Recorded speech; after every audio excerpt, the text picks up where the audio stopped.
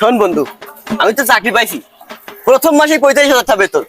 আমি চিন্তা করতেছি এই 5,000 টাকা গোরস্থানের দান বাক্সে দান করবো। ভালো কথা ল। আচ্ছা এই বাজান বাজান, তুমি নাকি সরকারি চাকরি পাইছো?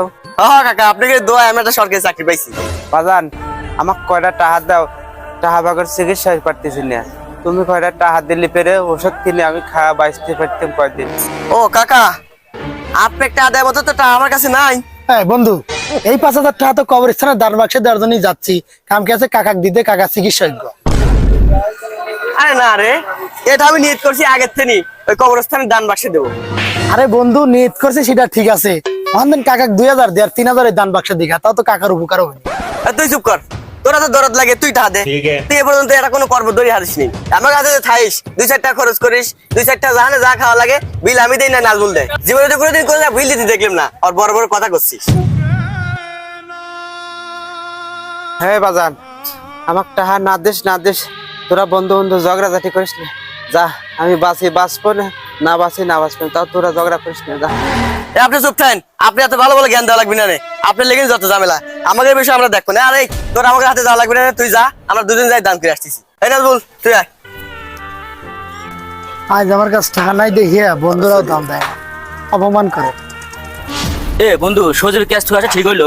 আরে বাদ দে তোর কথা, জীবনে কোনদিন 2-4 টা আমাকে খাওয়াইছে, খালি আমার তাইও খায়। তাও অবশ্য ঠিকই কইছে। ও থুয়াইছি নি, ভালো করছি। বন্ধু, এই যে দান বাক্স। হ্যাঁ, তারা বেশি লইলেন দান করি নাকি? দেখ, আল্লাহর মনের আশাটা পূরণ করলো। তো চল বাড়ি যাই। এই সজীব, পাঞ্জাবি টুপি মাথায় দিয়ে কোনে যাস? ওহো বন্ধু, তোরে তো কয় নাই, ও তো মন্টু কাকা মারা গেছে, তার জানাজারে যাচ্ছি আমি। বন্ধুকে মারা গেছে মানে? হ্যাঁ, মন্টু কাকা মারা গেছে, টাকার অভাবে চিকিৎসা নির্মাণ নাই, মারা গেছে। কি কইস? সকালবেলা তো দেখলি মন্টু কাকা বটতলে বসে রয়েছে, আমার কাছে টাকা চাইলো। হ্যাঁ, টাকা তো চাইলো, ওই টাকা তো তুই দিলি না, তুই বড় লোক মানুষ, দান বাক্সে দিয়ালি, মন্টু কাকা দিবি কে? তুই যে কবরস্থানের যে দান বাক্সে টাকাটা দিয়ালি, ওই মরা মাসের টাকাটা কি কাজে লাগবি?